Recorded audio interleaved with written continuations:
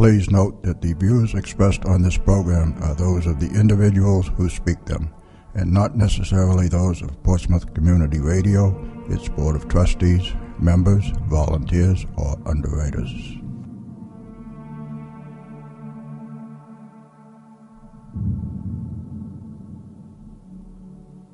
Good evening and welcome to Spirit Radio. I am your host, Willie Hassell. Along with my co-host, Lynn Nickerson, we will take you on a journey into the unknown where the paranormal becomes the normal. A journey to a world cloaked in darkness where reality becomes a thin veil. So sit back, relax, and join us as we venture into the shadows, the darkness, the unknown, and back.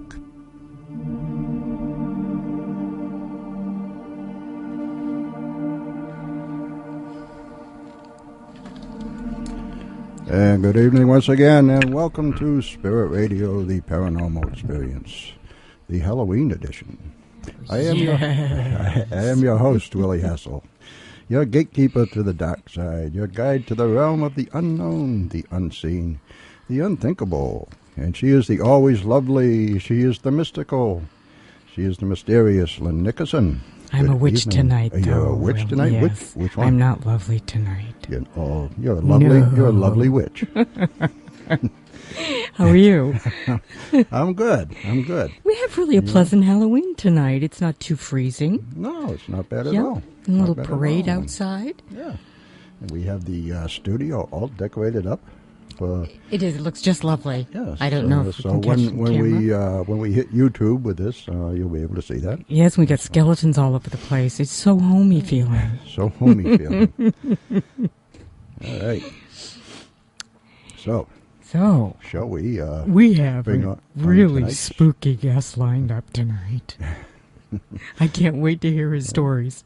Well, tonight on Spirit Radio, the Paranormal Experience, we welcome to the show Gary Gillespie, and he is the author of Chronicles of the Unexplained, true stories of haunted houses, Bigfoot, and other paranormal experiences. He has a broad range of stories from interviews that Gary has done over the years, and true stories of paranormal experiences. Gary has also included the stories of his own battle with a not-so-hospitable entity. So let's welcome tonight to Spirit Radio, Gary Gillespie. Good evening, Gary. Welcome to the show. Hello, Gary. Hello. How are you guys doing tonight? Terrific. We're doing good. How are you doing? Doing great. So what's the weather like? Your show, and it's on Halloween. How can it get any better? It can't get any better. I know it. Halloween night, and we're going to talk about ghosts. So what is the weather like where you're at, Gary? Where are you right now? You Colorado? I'm in Iowa, actually, right now, and it is absolutely beautiful. They're saying tomorrow we're supposed to be in the area of 75 degrees here. That is really odd. Yeah. Yeah, the weather seems to be backtracking. And then, it dips down. It's very weird. It's supposed to be cool for Halloween, though. It's supposed to be spooky cool. This is perfect. It's normally rainy and cold here, you can really? bet on that this time of year. So. Oh, that's a pleasant change. Yes, it is. Well, I'm sitting right here next to a head of Yorick, a bear skull. Yes. We have a skull on the table here and a skeleton. And to create an atmosphere. There you go. At the moment, we're the only ones that got the atmosphere, but that's all right. Yeah, we'll be jamming in a minute. Gary, your book is really delightful. We both thoroughly enjoyed it. And I bet the listening audience would like to know exactly how you got started. I know that you submitted about 3 stories to Annie Wilder's book. She had a Trucker Ghost story book. Uh-huh. So was that the inception of your writing career? I think that was when I kind of turned towards having the book published. Originally, it was just supposed to be kind of a group of stories from my childhood, family, and friends. I was going to kind of print them off and put it in a ring binder and just give it out as gifts so we wouldn't forget, some of our stories from our childhood and stuff like that. And then out of kind of an act of orneriness, I was writing an article on Examiner.com that was trucking related. And the neat thing about being able to do internet articles is being able to kind of follow, how popular each article is. You can tell how many hits you get. Yeah. Yeah. So when I would write articles on overtaxation and very burdensome government regulation against the trucking industry, even the truckers didn't want to read it. And so I was sort of, a little miffed. It's like, why don't you guys understand what's happening to you? So for Halloween, I got kind of ornery and thought, okay, this is what I'm going to do. I'm going to write some stories from my childhood that were related to the trucking industry and just do a Halloween column. And it's still getting hits. I mean, it was wonderful, wildly popular. And so that's how I came in contact with Annie Wilder, and her encouragement, as well as my family, told me to just keep going with it. And it was hard to stay motivated because I really didn't think that I had a snowball's chance of getting published. But then occurrences that happened during and after those articles and getting into Annie Wilder's book, it was almost as if I was kind of being pushed into it, if you will. Oh, that's with wonderful. Experiences in our own house and what I experienced, working in the oil fields and stuff like that. Okay, so you wrote for the Examiner, and then Annie had you write for her, and then you decided to try the publishing. Yeah, the book. Exactly. But I didn't have enough. A lot of the stories were that I was going to put in my original work, just for family and friends, were quite personal. Some of them were. Sure. So I didn't want to use all of those. And we were living in a house at the time of my writing that article that was that definitely having a lot of trouble in the Redlands? Yeah. You were there? Okay. Yeah, that was in Grand Junction, Colorado. Mm-hmm. And so I started kind of recording what was happening in the house. And as things progressively got worse, I went to work in the oil fields in North Dakota, and people started coming to me. I certainly wasn't asking for these stories. Really? But as a supervisor, they were coming to me saying, hey, you're not going to believe what happened to us last night, those type of stories. So I just wrote as fast as I could, and when I would get home on my time off, I would get it on the computer and save it, and that's sort of how it worked. Well, do you feel that the story with that Redlands house, the Grand Junction, can you talk about that? I thought that was fantastic. I sure can, yeah. Good. It was, for me, I'm kind of, I was a little numb to it. I was in my 40s, work hard for a living, pretty tough industries that I've been in all my life. Mm-hmm. Just, after a while, I mean, as a child, I think I was real receptive to paranormal type happenings, but I felt I either grew out of it or just became insensitive to it. Yeah. So it took probably 2 or 3 years for me to realize that there was really something wrong in the house. My wife and daughter, of course, definitely were on the other side of that fence. They knew something was wrong with the house. Yeah, with doors slamming and things moving around, all kinds of things. And you were still kind of, no, this is nothing. Yeah, had to be a draft, had to be some reason, some logical reason. Some explanation, yeah. So what do you suppose really drew you to the house? Do you think it was just the land and the opportunity to cultivate your gardens? Do you think that was it? Oh, that was definitely it. It wasn't like your typical haunted house. I mean, it was a beautiful brick ranch in the Redlands, almost an acre. We had pressurized irrigation water there that was just perfect for everything I wanted. I wanted to develop some gardens there. I wanted to do woodworking, and there was a shop already attached to the house that had lots of glass, so lots of natural light in there. That was just a perfect shop, and it was selling very reasonable. And Gary, let me ask you that not the street address, but are the numbers of the house 2288? No. Okay, good. No, but you're very close. Really? I'll tell you why a little later on. Okay. So, I hope you do. So tell me what was some of the first things that started happening that you ignored?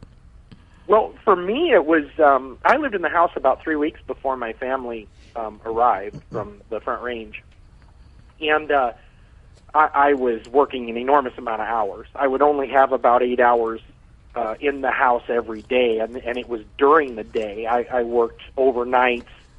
And so I would try to sleep, between 3 and 11, basically. Mm-hmm. And so I would hear doors opening and closing and stuff like that. There was no furniture in the house other than just, the mattress that I was sleeping on and a radio that I would listen to. Sometimes you think you were just sleeping and you didn't really hear it, too. You can pass it off quite a bit for so long. Yeah, you can, and I thought, well, it must be the neighbors making all the noise, and until later I realized that those houses were built so solid that you couldn't hear the neighbors. I mean, they were 2x6 construction with brick. Yeah, with brick. Yeah, you just couldn't get noise through that house. And so then when my family moved in, things picked up the first night in my daughter's bedroom. And what happened with her? Well, she collected briar horses. The horses. Lots of them. Oh, yeah. Yep. And so we had put we didn't even have time to assemble the bed, so we had her mattress on the floor the first night. And the next morning she woke up and said, okay, who did it? And we went into the room, and all of her briar horses were staring at her. They were set up all the way around her bed.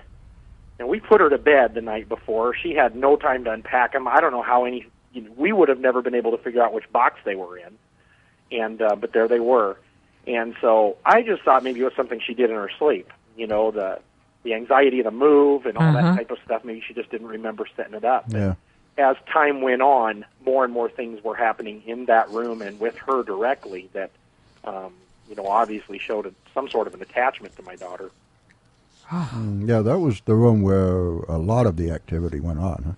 It was. Yeah. Yes. Even it got to the point where we just made storage out of the room. We wouldn't use it anymore. Yeah, even when your daughter refused to sleep in there, your son slept in there one night, and then he refused. After the Pillsbury Doughboy giggled at him, huh?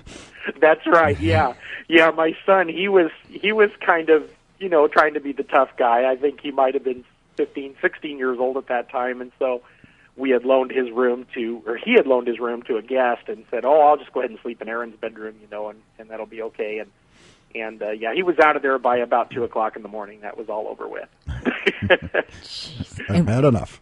And what about had enough. What about your daughter's very disturbing dream?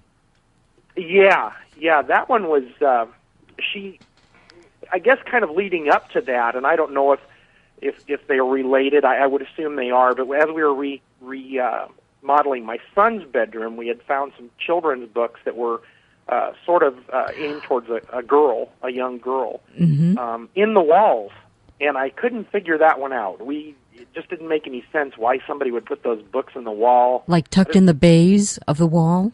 Yes, correct. Weird. Yeah, because we had actually done some removal of drywall in there, and that's how we'd found it. And so anyway, the dream that was really bothering my daughter was of a little girl, maybe 9 or 10 years old, just pacing outside of her bedroom window, back and forth. And this is how it kind of went in her dream. Skin was gray, her hair was real stringy, and her eyes were white. And occasionally she would stop and just look in at her. Oh. And the dream would scare my daughter and wake her up. And but it was very bothersome. It was a dream that wouldn't go away. Was it a repetitive thing then? She had it from time to time? Yes. Oh. Yeah.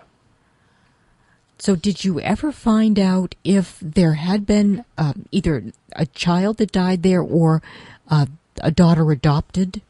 No, neither. And that's kind of what we expected to find. What we did find out was some information on the original owner, and he wasn't a very nice man. We were the third family to own the house. The house was built in 1962, so he had stayed there a long time. And the feedback that came back on him personally was not good. He wasn't native to the area. He had moved there from Chicago. And we know what his profession was, and the neighbors to the back of us wouldn't let his daughters play in the backyard. They were so uncomfortable around the man. But as far as any little girl being adopted into the family or living in the house, we couldn't find any news at all. You couldn't determine that he had died in the house. We do know that. Who died, though? The man? The original owner, yes. Okay. So you started, your health started failing and you started having panic attacks. Do you think can you pretty much blame the house? Yes. I don't know how else to explain it, Lynn.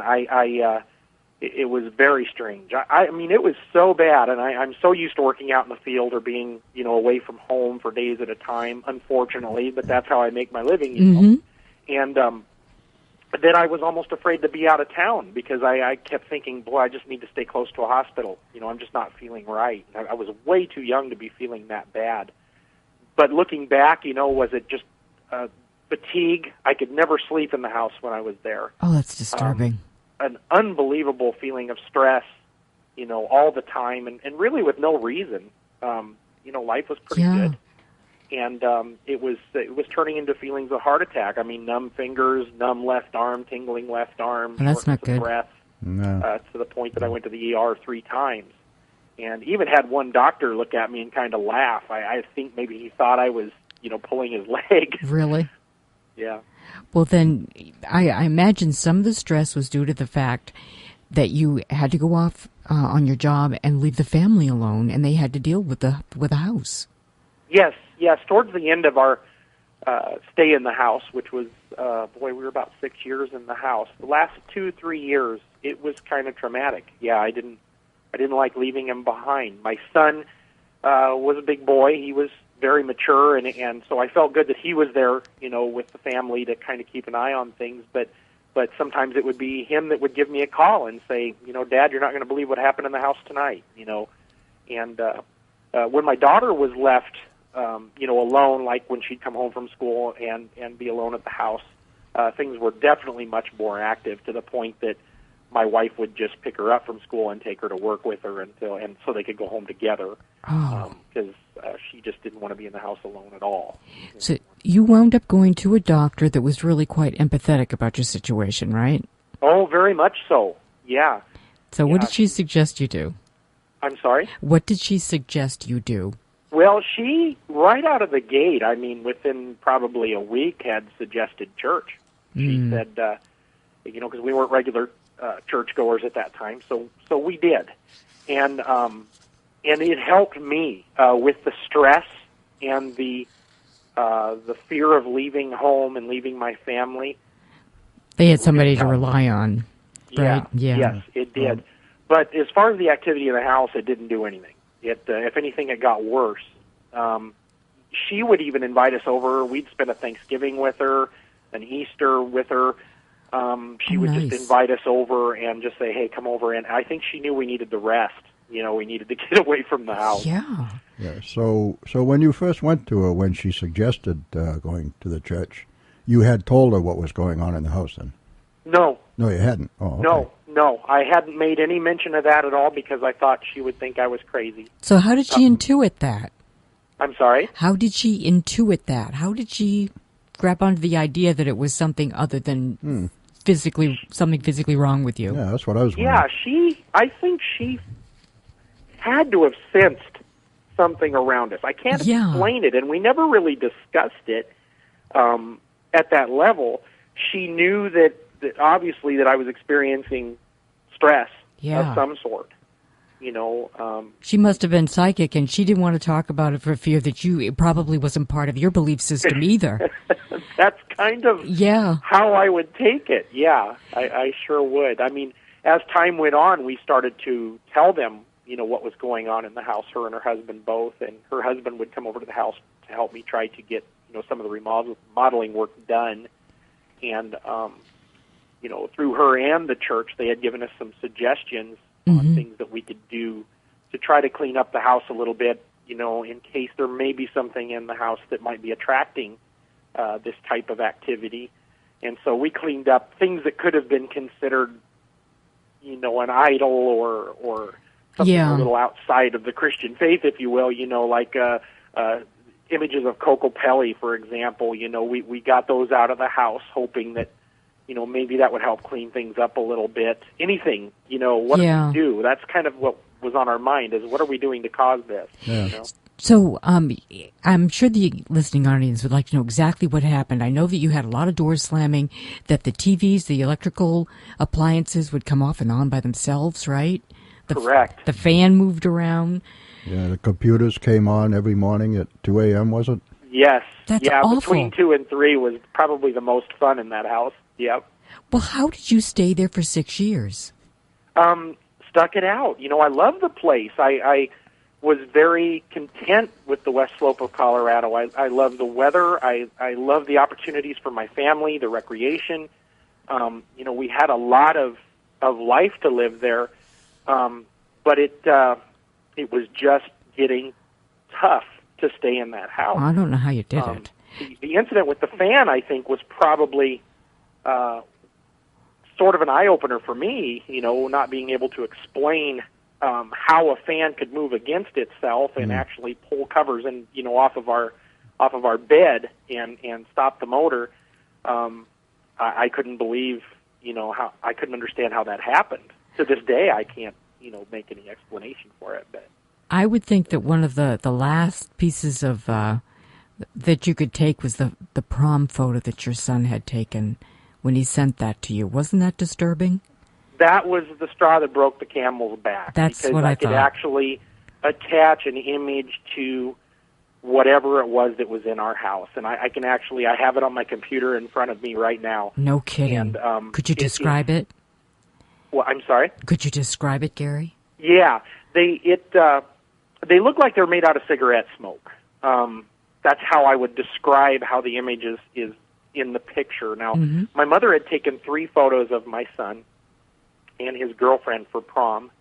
And by that time, my wife and I were in North Dakota. I was working in the oil field, and she sent them up to us. And so the first photo was perfect. It was an excellent photo. The next 2 had very visible entities in them. One was standing to the right of my son with basically his left arm on his right shoulder, his hand kind of hanging over the right side of his chest, if you will. And that image looked like the classic devil, if you will, kind of the pointy beard, a really long nose, sunken eyes, and I could almost see his entire body, real bony looking. And then the one next to my son's girlfriend was kind of kneeling on the ground, had a very deformed face, kind of swollen looking, almost like he'd been beaten with a ball bat or something, and was kind of staring at my son's girlfriend's thighs. And so I had told our doctor about it as well and forwarded the pictures to her. Oh, you did? And she told me, I think, you probably ought to get out of the house. So how much longer was it that you stayed there until you got out? About 3 months. Yeah. So in these pictures, you say it was kind of like smoke-like, but you could actually see some really good detail in them, huh?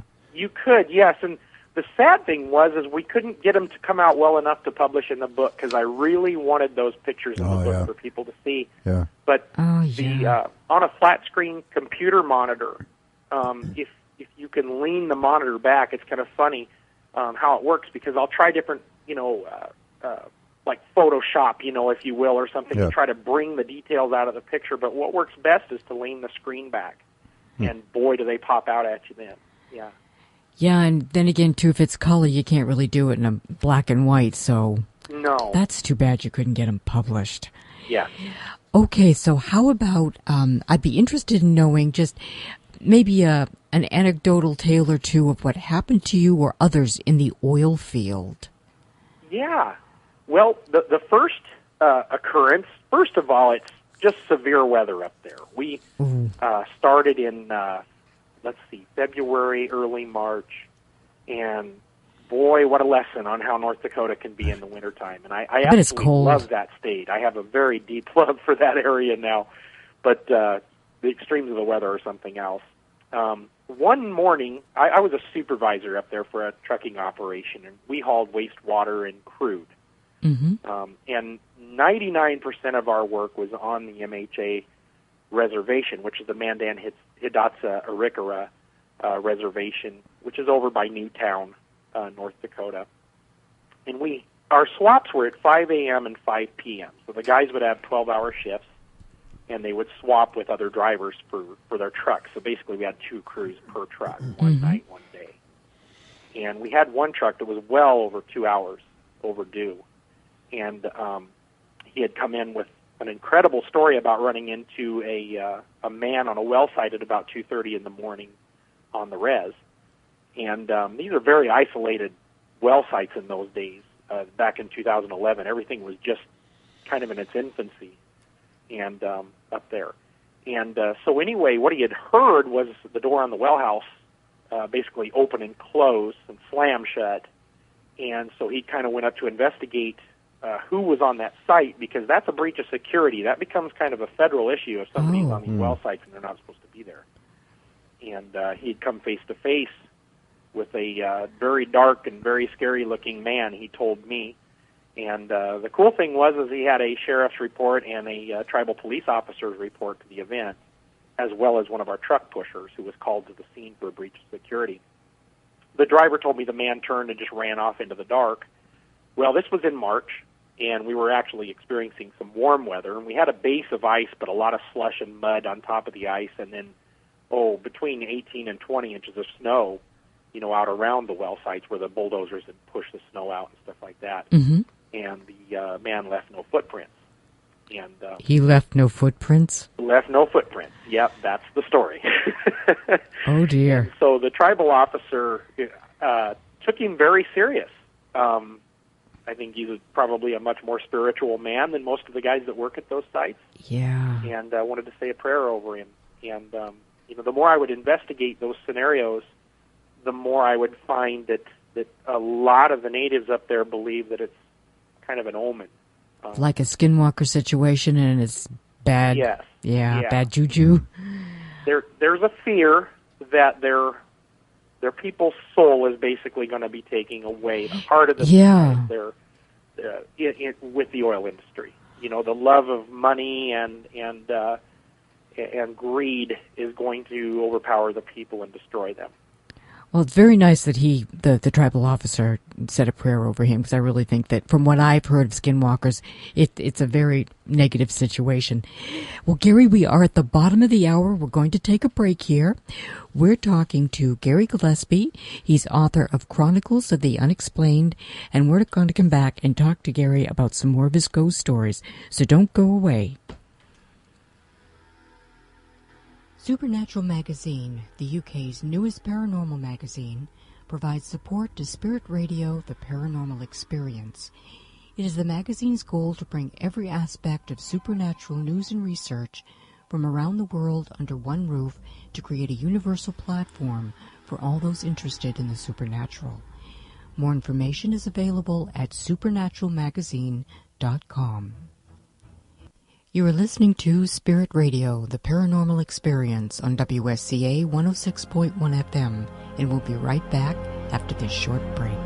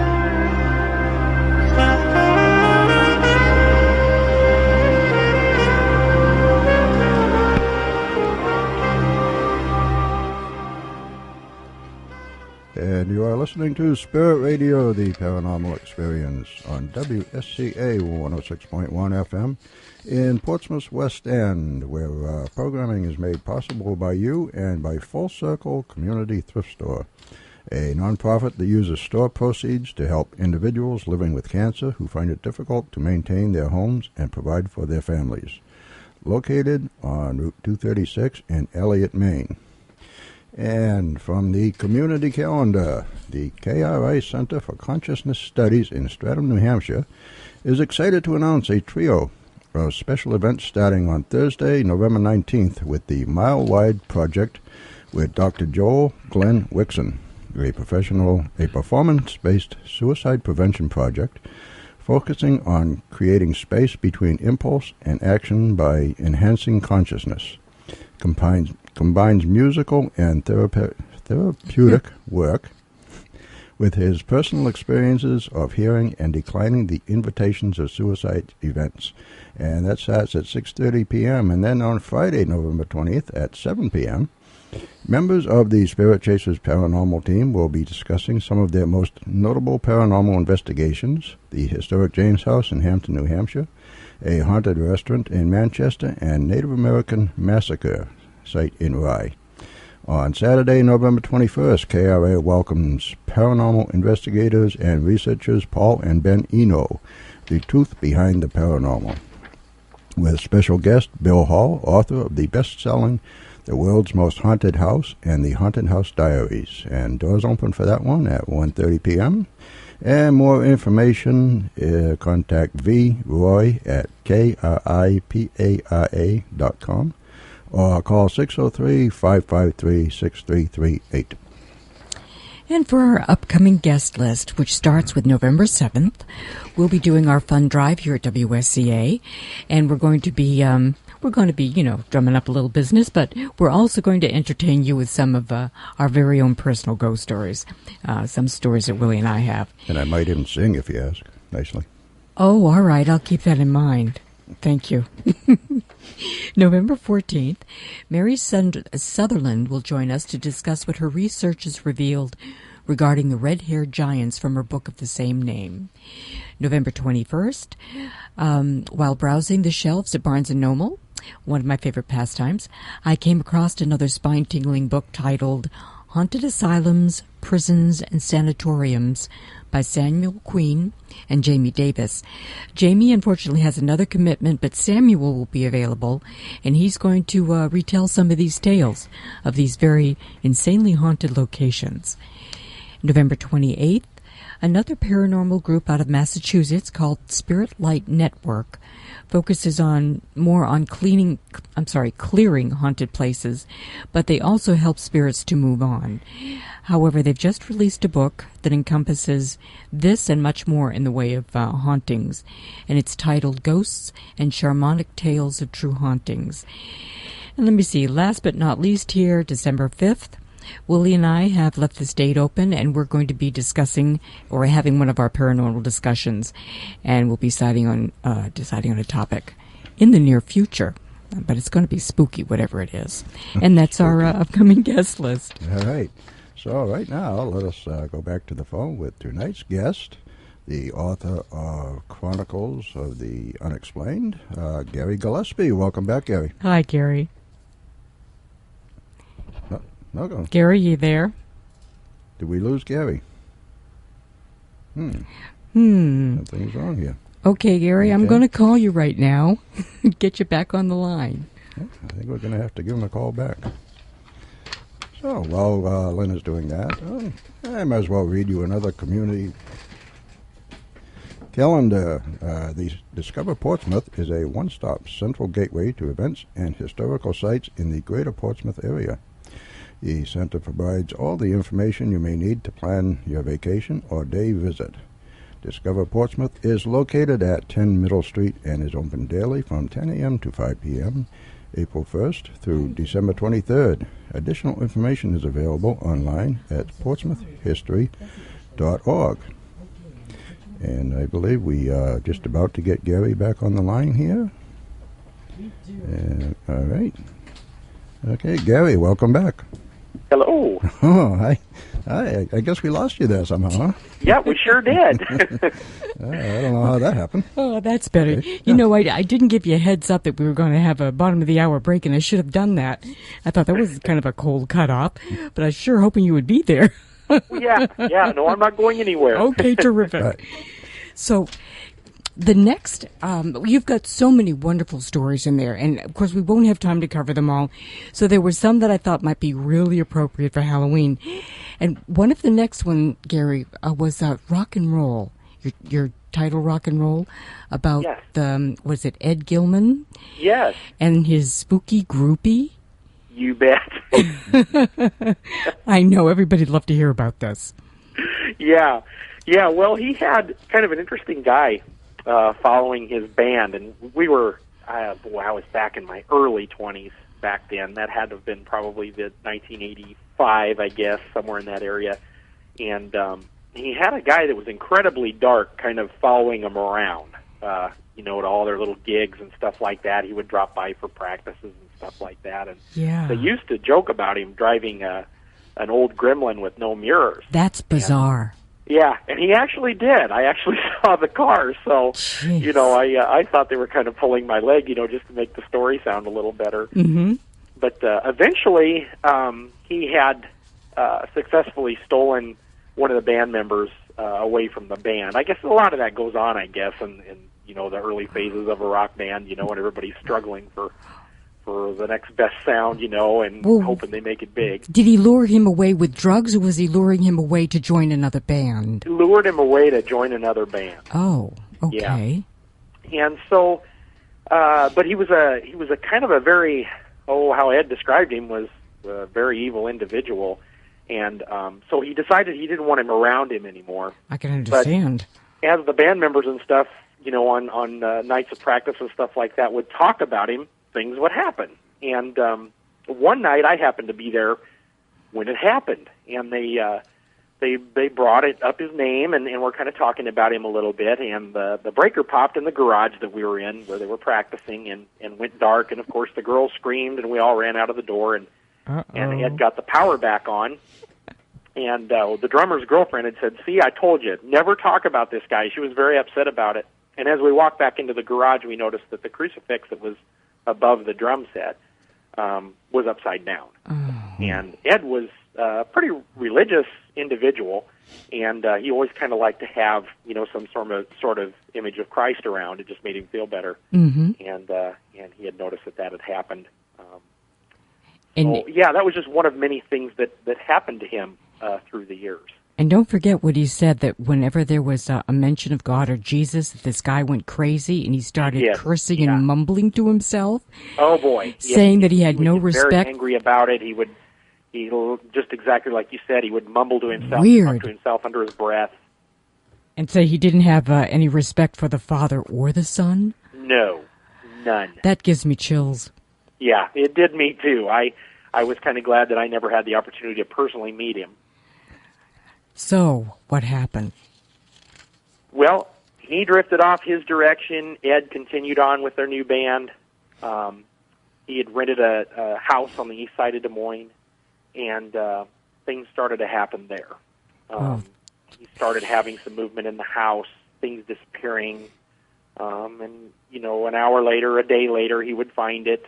At night, when he tried to go to bed, he would always kind of leave his bedroom door cracked, so we could kind of hear, if somebody was trying to break in or something like that. And he would hear the kitchen door open and close, kitchen light turn on, hallway light turn on, and then when he'd get up to go investigate, the lights would go back off. And at that house, the lead singer of the band in front of the house was actually struck and killed by a car. Yeah, that was tragic. Shortly after, so... and then more things started to happen after that, as far as more orneriness, I should say.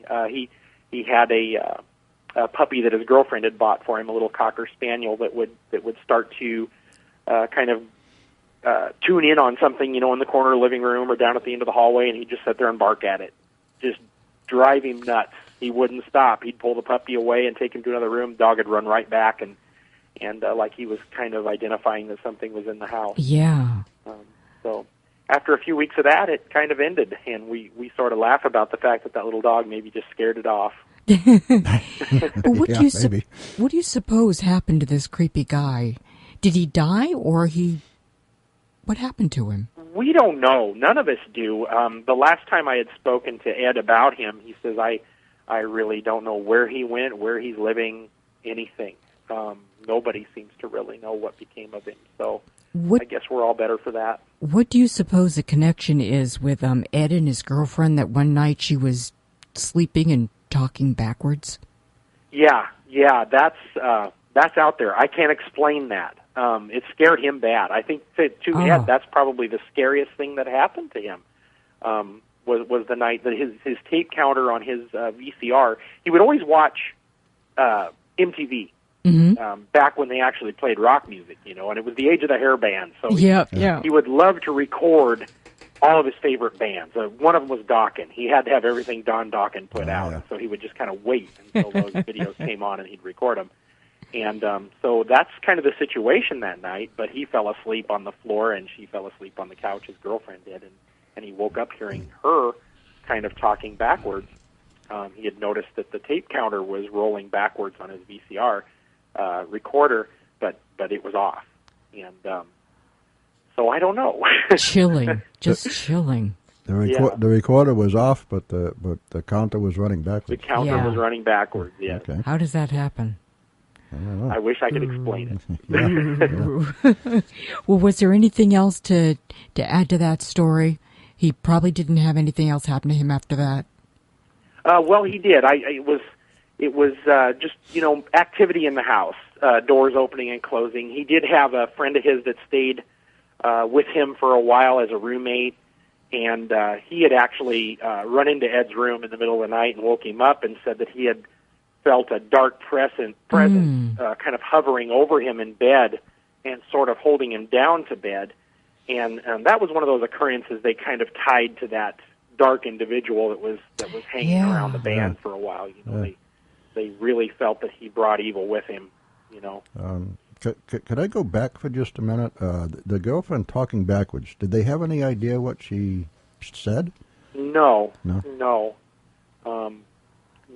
They probably didn't want anything to do with it. No, probably not. Yeah, and she was totally unaware that had happened. I mean, when he woke her up, she was kind of unbelieving of what he was telling her that she was doing. I imagine she was, I was just curious. Disconcerting. Well, we can't cover too many more stories, but I would love to talk about Central City. Oh, yeah. And Josie the drummer and the courthouse, and then we're going to make time for the Nevadaville one, okay? Yeah. Okay. That sounds good. So Josie is an incredible individual, and the minute I met the man, I loved him. He's such a cool guy. He was a road musician back in the early '80s, late '70s, and just found a home in Central City. In those days, there still is a recording studio within about 10 miles of Central City that had a lot of famous names up there that recorded there. I mean, it would really surprise you, the bands that had recorded on that location. I wasn't aware of that. I think one of the more popular ones was Firefall. They took several pictures of their band, up there in that area. We were just playing Firefall tonight. Yeah, just before the start of the show. Is that right? The last show. That's what he ended with. Yeah. I can't recall the name of the album, but there's one album where several pictures were taken just above Blackhawk, actually. Oh, wow. And Lynn, you would probably notice the landscape right off the bat. That's so cool. Yeah, very recognizable. But that's what brought him to the area, and I guess his first initial contact with Central City, Colorado, and how it was with a little lady at the courthouse, and he was just kind of walking around town. It's his new town, his new home, and he was kind of admiring the architecture and struck up a conversation with this old gal on the steps of the courthouse, and she led him into a story about her father and what became what he calls the legend of Courthouse Gold, of the lost Courthouse Gold. And she had claimed that her father was actually involved in a theft of gold ore in the late 1800s in Central City, and that the gold ore and her father's accomplice were actually buried in the walls of the courthouse. Wow. And so Josie kind of wanted to cut the conversation short and get away from her. Yeah, when she started talking about that, sure. Yeah, it just made him very uneasy. But as it turned out, she got away from him faster than he could get away from her. He said it was just like in an instant he turned evaporated back, as he was trying to walk away, and she was gone. And ironically, a few years later, he went to work for the Public Works in that county and was in charge of maintaining the buildings, the county buildings. So he got to go inside. He really got introduced firsthand to how active Central City is. Wow. So the story is that people do hear scratchings down around, the cell area, the jail area? Yeah. It originally for him was most active in the old jail area. And he felt uneasy down there. But they also had kind of a workshop down in that area, where they would keep a lot of tools and if there were any type of equipment repairs that they could bring down there and do in the wintertime to stay warm, they would do it, It was probably the place that they took their breaks, that kind of deal. Mm-hmm. And so he did spend a lot of time down there. And but he noticed, I guess, throughout the town, a common belief that these buildings were very haunted. And, I mean, people just accepted the fact that they were working with ghosts. He was kind of surprised by that attitude, Well, Gary, what about the gold? Did anybody try to discover the bones or where the gold was hidden? As of today, no. Really? They haven't. And it's still a public building, and so I doubt that that'll ever happen. But there are good, strong clues. The gold theft absolutely did happen. Yeah. It is recorded, as the little lady described it. And so we know that part of the story was true. So I guess we'll just leave that as a little mystery for Central City. Maybe Very it's just cool. best left alone.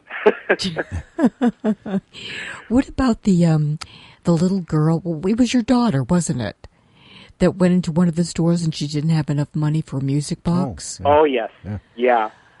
We were going for interviews for the book. We had 3 different people that we were going to meet that day with a ghost hunter that my wife had got us hooked up with. And so the first location of the interview had kind of a hostile reputation there, as the entity that was in there is very unfriendly. And so Leanna, the ghost hunter, told us that, your daughter's young, she's very receptive. I feel she's very receptive. She says, I would be very much relieved if she didn't come with us to this first interview. So we sent her down the street to a cute little gift shop that still exists today called the Mountain Menagerie. I just love this place. And it reminds me of the old Central City, It's kind of a combination gift shop for tourists and antique store. Mm-hmm. And so she had found a music box that she absolutely loved, plays, The Sound of Music. Oh, The Sound of Music, okay. And was digging through her purse because they wanted $20 for it, and I think she had $60 is how it worked out. And she had a gal had walked up to her and says, that's beautiful, isn't it? And Aaron turned and says, well, yes, it is. And she says, well, I'll give you $10 for it. And my daughter says, oh, no, I don't own it. She says, I want to buy it because I don't have enough money for it. Well, she says, I'll give you $10 for it. You have the rest, correct? And so my daughter was just in total disbelief that somebody wanted to help her pay for the music box. So she was very grateful, shook her hand, introduced herself to her, and likewise the woman introduced herself to my daughter. And she was Mary Ann, right? I'm sorry? Her name was Mary Ann? Mary Ann, correct, Ann. yes. And so Aaron turned to pick up the music box, turned back around, and she was gone. That's amazing. For me, I think that's the classic Central City ghost story right there. Yeah. Signs of compassion, friendly, not scary, but something's definitely going on there. And my daughter was just in total disbelief of what had happened there. And the woman was dressed in period clothing, wasn't she? Oh, yes. And that time of year, people, right now, they kind of do that out there. They have their little tours, their cemetery tours in September. They have kind of a ghost tour in October. And a lot of the locals and the people that are involved with those tours dress up in period costume. And it's just absolutely wonderful to see people like that walking around Central City. Oh, yeah, almost like little reenactors. Yes. Yeah, that's what it's like. So, it wasn't that the woman was out of place. No. But it's that quick exit. Yeah. Stunned my daughter. Yeah. The unexplained exit. So Yeah. how old was your daughter at that time? She was, she would have been 16. Yeah. Well, then she was old enough to realize, it was kind of odd that she left. So did she ask anybody who Mary Ann was?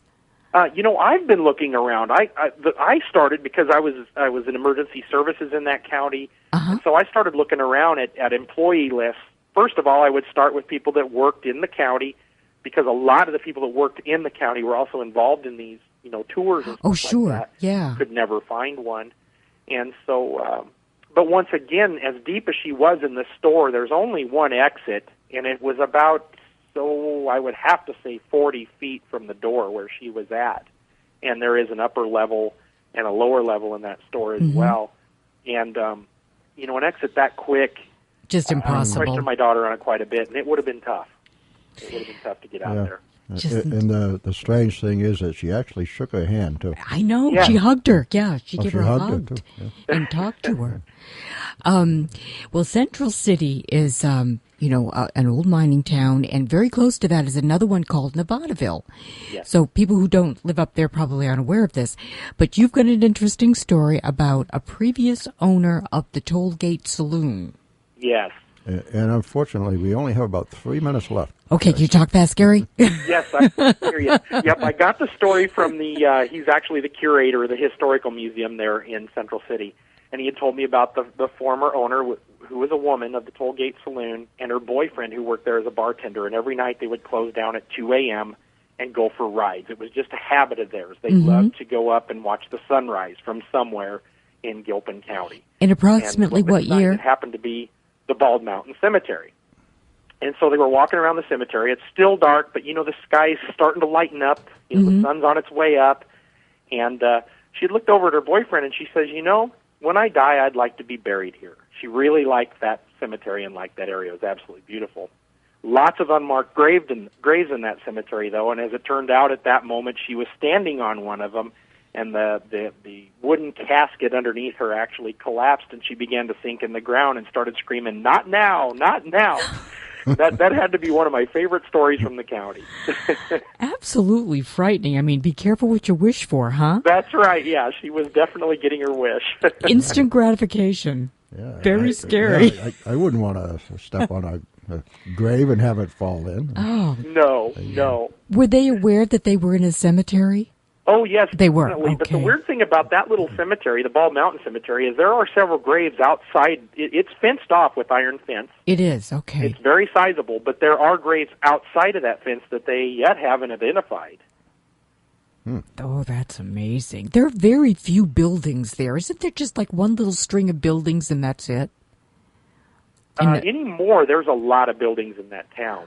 In Nevadaville, there's probably, I would have to say 5. That's a lot for that type of a ghost town. But if you look at the foundations of that town in its original condition, it's not even a shadow of what it used to be. Yeah, I think there was a fire or something. I know that it was not very populated for quite a while. It's You just bet. a real ghost town. Well, Gary, we're drawing at the near the end of the hour. Would you like to give out your website and any other information? Yeah, it's all lowercase. It's a long one. It's Gary Gillespie, Chronicles of the Unexplained, all one word, and you can find my little website there, and I'm also on Facebook. Terrific. And do you have any lectures coming up or anything?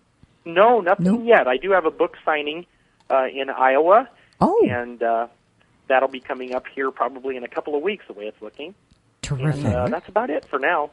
Okay, Terrific. and of course your book is available at... It's available at Barnes & Noble or just about every retailer. It can be found on Amazon. Very easy to find. Just Google Chronicles of the Unexplained, and it'll come right up. But you got to get it because it is just a chilling book of stories. It's wonderful. It's an excellent book. And Gary, we thank you very much for joining us tonight. It was a pleasure to talk to you. So much fun. Thank you very much. I was very much looking forward to this. Well, so were we. Thank you very much, Gary. There's a bunch more stories. You'll have to come back and join us again. I would love that. Terrific. It's a pleasure. Well, happy Halloween. Yes, happy Halloween to you. Happy Halloween, Gary. Good night. Good night. Thank you. Good night. Okay. Happy Halloween to everybody. Yes. And that is Spirit Radio, the Paranormal Experience. One more night, another week, and thanks for listening, everyone. Have a happy Halloween.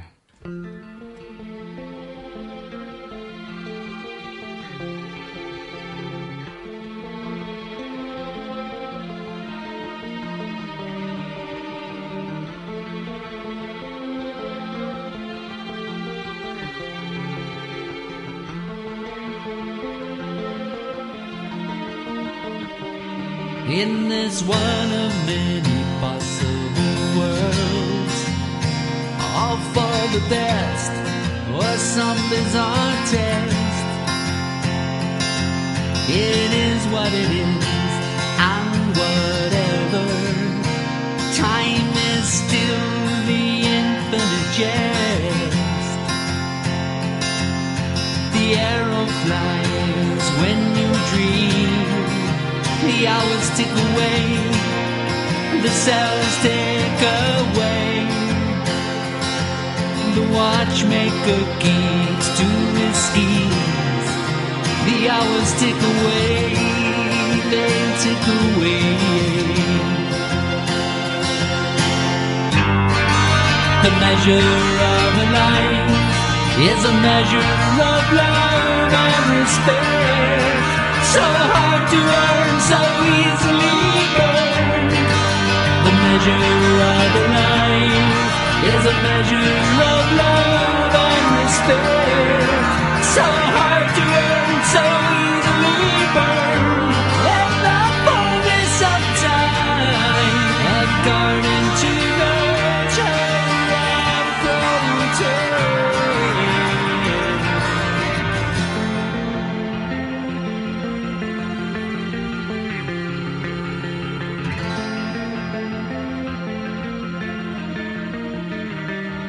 In the rising set of the sun, till the stars go spinning, spinning round the night.